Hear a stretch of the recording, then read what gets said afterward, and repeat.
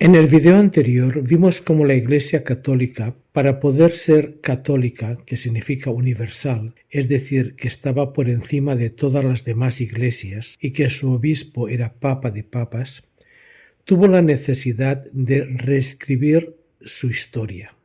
Porque los primeros 2 siglos de historia del cristianismo romano no justificaban la existencia del papado ni la gloriosidad de Roma. Al reescribir la historia, rápidamente decidieron que las lenguas sacras eran, además del hebreo y el griego, también el latín, basándose en nada. Y de esa manera dijeron que las únicas Biblias que se podían leer eran las escrituras hebreas, las griegas y la Septuaginta y la Vulgata en latín. Y todas las personas que traducían la Biblia a cualquier otro idioma eran llevadas a la hoguera con sus traducciones. Y también a la hoguera iban sus lectores. Y si no estaban presentes o no los podían coger, hacían un muñeco que los simbolizaba y los llevaban a la hoguera, esperando que algún día los pudieran coger y quemar vivos. ¿Qué tiene que ver eso con la Biblia, con las Escrituras? Pues absolutamente nada. Y así siguió hasta la llegada de Martín Lutero, que se rebelaron y empezaron a traducir las Escrituras a las lenguas vernáculas. El caso es que se inventaron muchas historias sobre el papado, sobre el Camino de Santiago, etc. Pero en verdad existe muchísima documentación, muy abundante documentación de la época del primero y segundo siglo sobre qué es lo que pasó con el cristianismo romano. Y es muy diferente. Para entender el cristianismo primitivo en Roma, hay que primeramente entender a los judíos de aquella época y en ese lugar. En Roma, a diferencia del resto de la diáspora, la comunidad judía era pequeña. Los motivos exactos no se conocen, pero sí sabemos que en el 139 a.C.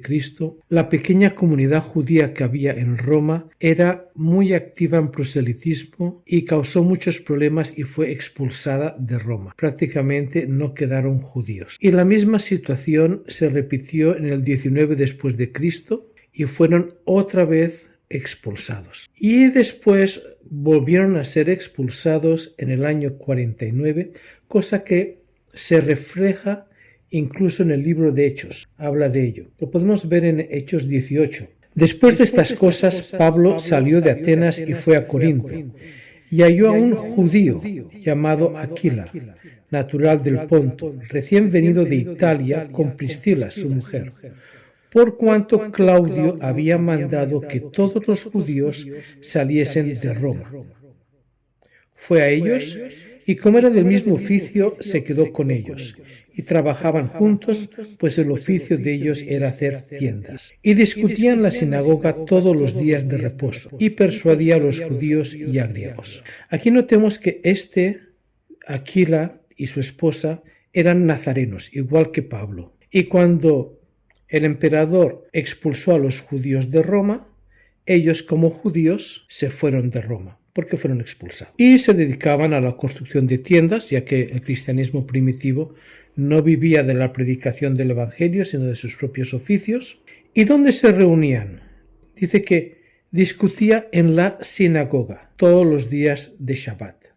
De modo que, ¿qué es lo que pasó? Fueron expulsados los judíos y por tanto los nazarenos se fueron de Roma. Y los únicos cristianos que en el año 49 quedaron en Roma eran los que creían en el Mesías, pero que no eran judíos, eran gentiles. Ahora bien, el motivo por el que fueron expulsados lo menciona un historiador romano llamado Suetonio y dice: Claudio expulsó a los judíos de Roma porque generaban un malestar incesante a través de la instigación de Cresto.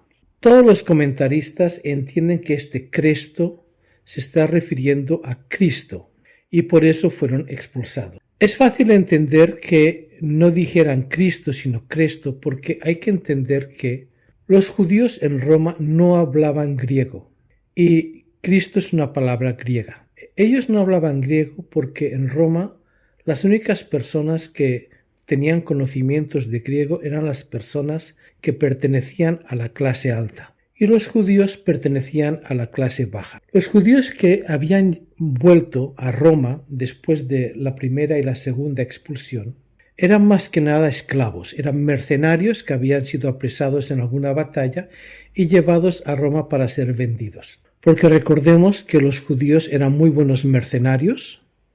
De hecho, 2 legiones de mercenarios hebreos fueron los que le salvaron la vida a Julio César y Cleopatra, motivo por el que luego se les dio tantos privilegios religiosos. Y ellos hablaban latín, porque poco a poco estos esclavos eran siendo liberados, ya que judíos hacían tzedakah y compraban a estos esclavos que eran un poco baratos, ya que eran conflictivos, querían guardar el Shabbat, tenían conflictos con la comida, eran vendidos y las personas que los compraban luego los liberaban como obra de tzedakah. O, al ser estos compradores judíos, los liberaban cuando llegaba el año del jubileo. No que Roma les exigiera que lo hicieran, pero como eran creyentes, pues cumplían la Torá y los liberaban. De modo que en Roma había varios barrios judíos. El más antiguo, que todavía está, que queda al otro lado del Tíber, y había otros más. ¿Por qué se hacían entre barrios? Porque de todas formas ellos guardaban la Torá, lo cual quiere decir que se congregaban en Shabbat. Y para congregarse en Shabbat tienes que forzosamente vivir cerca de una sinagoga, que no tiene mucho motivo ir a la sinagoga y andar una gran distancia. Por eso que se hicieron diferentes grupos. Evidentemente, cada grupo en torno a una sinagoga era independiente de las otras. No había tal cosa como un obispo o un supervisor de las sinagogas. Toda sinagoga era independiente, como siempre ha sido. Esto también queda reflejado en Hechos, donde dice: y estaban atónitos, maravillados, diciendo: mirad, ¿no son galileos todos estos que hablan? ¿Cómo pues les oímos nosotros hablar, cada uno en nuestra lengua en la que hemos nacido? Porque estas personas que estaban en Jerusalén eran peregrinos y su lengua materna no era el hebreo. Algo de hebreo sabían, porque en la sinagoga de todas formas se lee, se reza en hebreo, pero no era su lengua, no eran fluidos y mucho menos con un acento galileo que se comen todas las vocales al final de las palabras. Partos, medos, elamitas y los que habitamos en Mesopotamia, en Judea, en Capadocia, en el Ponto y en Asia, en Frigia y Panfilia, en Egipto y en las regiones de África más allá de Cirene. Romanos aquí residentes, tanto judíos como prosélitos. Hay una diferencia. Estos romanos de los que está hablando, que no entendían lo que les hablaba Pedro, que lo oyeron en latín, porque fue un acto pues milagroso, que era su lengua materna, ya que eran descendientes de esclavos que habían sido liberados. Estos dicen romanos aquí residentes, porque algunos, una vez eran liberados, regresaban a Jerusalén, porque habían sido liberados por obra de beneficencia de otros hermanos judíos, y no hablaban la lengua local. Y dice también, tanto judíos como prosélitos, porque los judíos de Roma hacían mucho proselitismo. Tuvieron varias ocasiones en que fueron expulsados justamente por eso. Entonces, ¿qué es lo que pasó cuando Aquila y Priscila y todos los nazarenos fueron expulsados de Roma? Pues que los que se quedaron en Roma eran los creyentes que no eran judíos. Pero, ¿qué pasaba con ellos? Como he dicho, hay muchísima información, no la voy a leer toda porque serían muchas horas de video, pero miremos este cronista romano, Epicteto, que dice: ¿no ves en qué sentido un hombre es llamado distintamente judío o sirio o egipcio? Así, cuando vemos a uno que se halla dudoso, sabemos decir: no es un judío, sino que solo hace la comedia, pero cuando adopta la actitud de que se ha bautizado y ha hecho su opción, entonces ya es un judío de hecho y es llamado tal.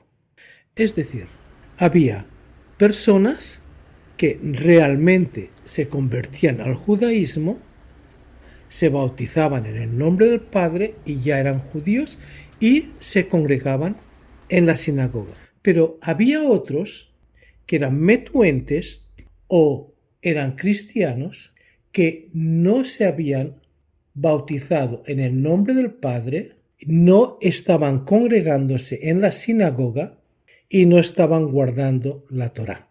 Cuando fueron expulsados, esos son los que se quedaron en Roma. Priscila y Aquila y todos los demás nazarenos se fueron de Roma porque eran judíos, pero había creyentes que no eran judíos. Ahora, ¿cuál es el problema con eso? El problema es que todas las religiones en Roma eran ilegales. Los maniqueos, todas las religiones que había por allí en aquella época eran ilegales y la gente era condenada por ateísmo. La única religión legal era la del Estado y la judía, porque Julio César así lo dictó, porque le salvaron la vida. ¿Qué pasaba entonces con esas personas que siguieron reuniéndose, pero no en la sinagoga, ya sea porque no querían guardar la Torá o porque se habían bautizado en el nombre del Padre, pero no querían circuncidarse, o porque simplemente ya se habían separado de la sinagoga y estaban montando sus propias reuniones aparte? Miremos lo que pasaba con ellos. Otro cronista romano de la época, no un católico en el siglo X que escribió la historia, no, la gente que lo vivió. Dion Casio dice: en el mismo año, y aquí está hablando del 95, Domiciano hizo degollar, entre otros, a Flavio Clemente, en su mismo consulado, no obstante ser primo suyo, y a la mujer de éste, Flavia Domitila, también pariente suya. A los dos se les acusaba de ateísmo, crimen por el que fueron también condenados otros muchos que se habían pasado a las costumbres judaicas. De ellos, unos murieron, a otros se les confiscaron sus bienes. En cuanto a Domitila, fue desterrada a la isla de Pandataria. A Gabrión, que había ejercido la magistratura junto con Trajano, le mandó matar, acusado entre otras cosas de lo mismo que el resto de las víctimas, y particularmente de que combatía con las fieras. Es decir, estas personas se habían judaizado. Otros historiadores aclaran que es que eran cristianos, pero no se estaban reuniendo en la sinagoga, porque ya desde muy temprano, antes que en otros lugares del imperio, se empezó a separar la sinagoga judía de la sinagoga, o lo que luego se llamó iglesia, cristiana, porque habían sido expulsados los nazarenos. Y estas personas seguramente pensaron que podían reunirse fuera de la sinagoga porque simplemente eran familia del emperador. Cosa muy común, todos los familiares de los presidentes y gobernantes piensan que ellos no tienen por qué obedecer la ley. Eso pasaba entonces y pasa hoy. Pero la ley es la ley y fueron muertos por tener una religión que no estaba permitida. Estaban judaizados, pero lo estaban haciendo fuera de la sinagoga. Ahora, eso fue una constante que hubo muchísimas veces. Cuando había una persecución, enseguida muchas personas que se estaban congregando fuera de la sinagoga rápidamente iban a la sinagoga y decían: no, a mí no me pueden matar, a mí no me pueden juzgar, a mí no me pueden llevar ante un tribunal acusándome de ateísmo, porque yo soy judío. Yo estoy en la sinagoga. Y luego, cuando paraba la persecución, como no querían guardar la Torá, se salían de la sinagoga. Eso fue una cosa constante durante mucho tiempo, y eso queda, de hecho, reflejado muy claramente en el libro del Apocalipsis. El Apocalipsis es uno de los libros más judaizantes del Nuevo Testamento, junto con la Carta de Santiago y el Evangelio de Mateo. Fijémonos, por ejemplo, En el Apocalipsis le escribe al ángel de la iglesia. Iglesia y sinagoga inicialmente es la misma palabra, no exacta, pero es la misma. Luego más tarde se le dio a entender que una era cristiana, la otra era judía, pero ahí le escribe a la iglesia, pero le escribe al ángel, o sea, al encargado de la correspondencia, porque en todas las sinagogas siempre había por lo menos un consejo mínimo de 3 personas y uno de ellos tiene que ser alguien que sabe escribir. Porque leer, la mayoría de los judíos siempre han sabido leer porque es una obligación bíblica enseñarle a tus hijos. Escribir sí ya es algo diferente, más complicado, pero entonces todas las sinagogas tenían un mensajero, un ángel, que es la misma palabra. Y vemos que en esos mensajes enfatiza el guardar la Torá, enfatiza igual que Santiago, las obras. No se queja de su fe, pero es como Santiago dice, muéstrame tu fe y yo te mostraré mis obras. Obras de justicia, evidentemente.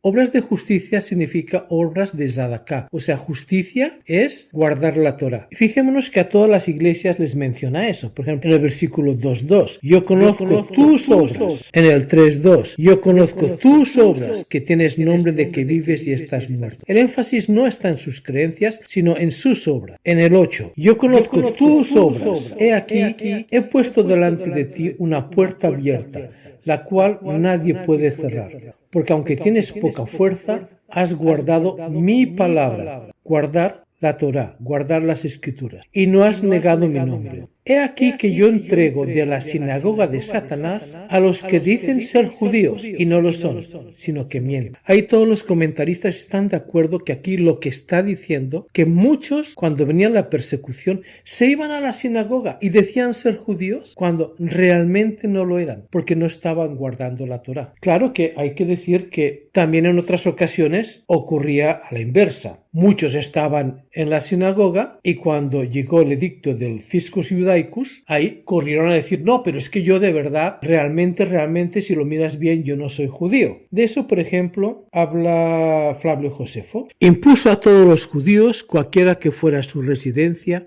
una capitación de 2 dracmas anual, destinada al Capitolio del mismo modo que antes se destinaba al Templo de Jerusalén. También Suetonio, que este no era judío, este era un cronista romano, habla de lo mismo. Dice, el impuesto sobre los judíos fue exigido más rigurosamente que los otros. A este tributo se hallaban sometidos aquellos prosélitos también, que sin declararlo vivían como los judíos, a los que disimulando su origen no pagaban los tributos que pesaban sobre su nación. Ahí es cuando él mismo se da cuenta que algunos que sí estaban yendo a la sinagoga, cuando les llegó el impuesto, entonces decían, no, es que yo realmente no soy. Pero luego, llegado el 19 de junio del año 64, ese día todo cambió la historia del cristianismo romano. Nerón quemó Roma, pero había muchos testigos que habían visto a los esclavos de Nerón quemar Roma. Más de la mitad de la ciudad ardió. La gente estaba furiosa, estaba irritada.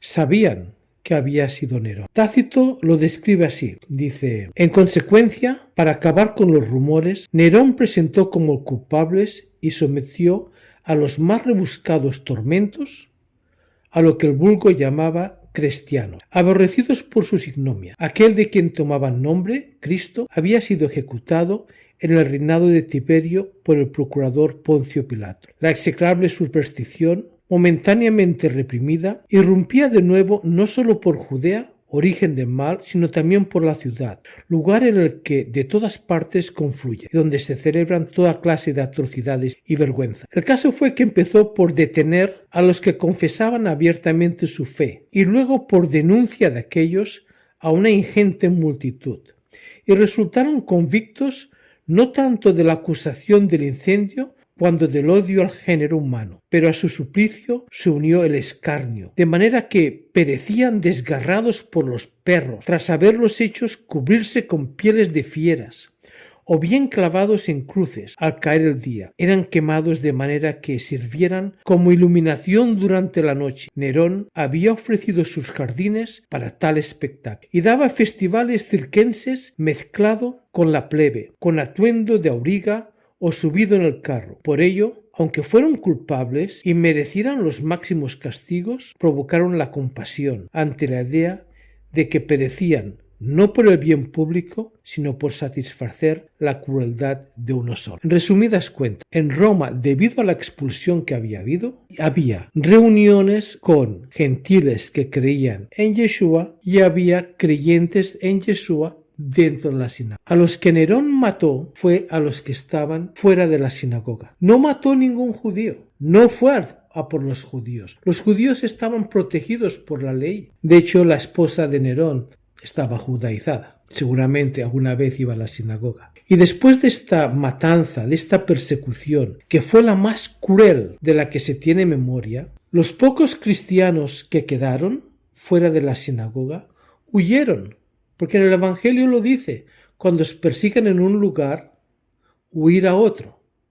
Huyeron. Roma quedó sin cristianos gentiles. Los únicos creyentes que quedaron en Roma después de la persecución de Nerón en el año 64 eran los nazarenos que estaban dentro de la sinagoga. Y durante varias generaciones no hubo cristianos gentiles que leían la Septuaginta, que no guardaban la Torá, que tenían un papa y luego vino otro papa y otro papa. Nada de eso. Lo único que hubo en Roma y que se sepa a ciencia cierta hasta finales del segundo siglo fueron nazarenos que se congregaban dentro de la sinagoga y guardaban la Torá. No regresaron los que se habían ido. Unos estaban muertos, la mayoría, otros huyeron y los otros tuvieron la memoria durante varias generaciones de lo que ocurre, incluso si eres familiar del emperador, si te reúnes fuera de la sinagoga. Por eso que luego la Iglesia Católica tuvo que reescribir, inventarse un montón de historias acerca de su glorioso pasado, cuando realmente el glorioso pasado cristiano, gentil, fuera de la sinagoga, estaba en Grecia, pero no en Roma. En Roma solo había nazarenos.